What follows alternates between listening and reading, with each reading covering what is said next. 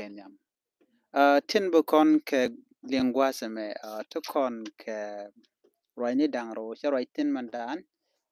roja da dien banyo ko mane me ke jan gwa seme ta da na chingwaro din lat ke je. Rewe dan ka gambele ngai kono no gambele take in security. Gambele china jalten ka wa. Gambele mi jan ken malu toch la rik la ja jege. To kon ke rik ro ka gambele. Rega nyam ka ber rega rew da kon koru dan kone kon la nuare na me tiang e to kwishe ge cha ya tiang ka gambele do badan ya ta ke je ki men cha ya ke je kan ngaje gwadun do cha ngaje no en ne de kon de ya ke ka do nuare na ka ta dan cha lat ke je na mene ya mi shiro da lat en tamare wuje mi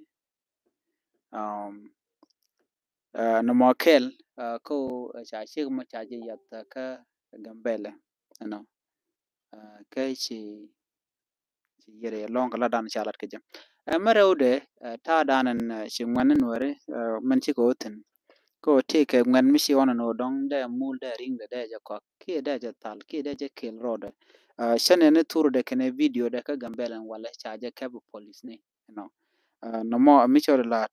cha ler kula lar ne yene dia la content ke kem to go ke tin tere ke gambela o yen mande yen lat jene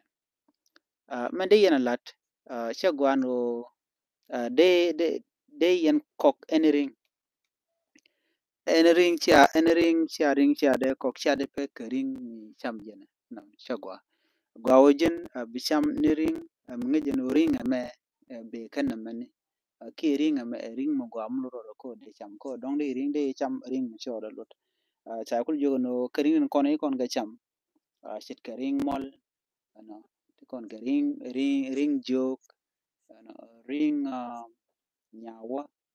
kana to ci kon ka cham kon la nuore ko kuji mo da gwano en wo de koru dan la ler ko mu ko ring ala ring mu gwa ko gwa zidan cha kon on bunyi no dong de kana ko ka ring ka ring je ring jok ke ring nyawa ke ring andana ku kon lo la ring mol ala kan ka ko kada to ka tilat ka rodi ne ka gwa se dan me cha je be ngach cha tan ne cha ka kep ka telat kan ka ajene kwa ring la kula no ne ka mishal ke te mishal kera ka gambele gwad dana la lady ala ka nakatin ki la ko nakatin yo barin ken ba kula no be tin konan be ka new land be ka ben bitin kontin wo ku yer be ka wo ke ka gambele ke na mo to ko so ko kujimo de yen ngajen o te kering ti cham kering ti chorin lo okay eno ke jen mo kel mishore la cha yen garmo cha yen police ne ta majare ti jen nama je aken kon yen lat reminding ndo dien bane ngajen no kan bar mi chiken lat ka pinye do mi jak mugoro ne ideal bode kan awareness de kan ko to talk to chorin lut de ne tungwan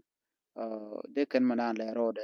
de kan gode kan ngai ko bar gwade dane shi kan wari kan martin karo fuji kam ka pinyidu ci karam ke ji kan bar ci kan batir ka da kan gwade wo point na gwade wo wadam na kala dane chalat ke ja anyok ci bar shi dul dang wal ci kan ka wangre wuc turni ken shaka post ya kan ke shaka lat ka video no mi jira mi gur channel me long de tu ngande ka jikiten katin kon lat ka rodi re ware na me kel mu gore no de lariya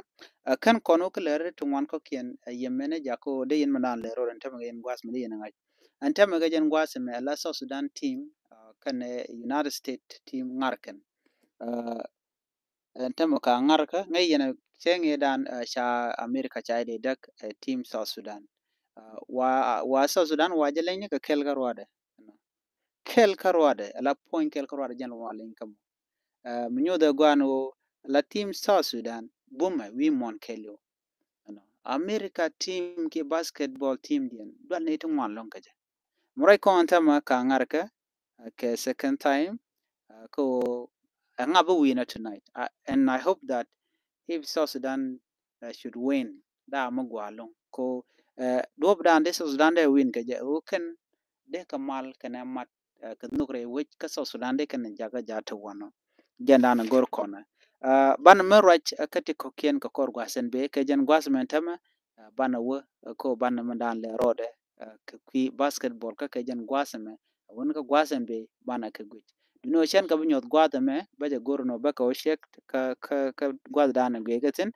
ko te ga chan olu cha ngun de ka gwitin an gwachro te dun ko shi konde kel and bye bye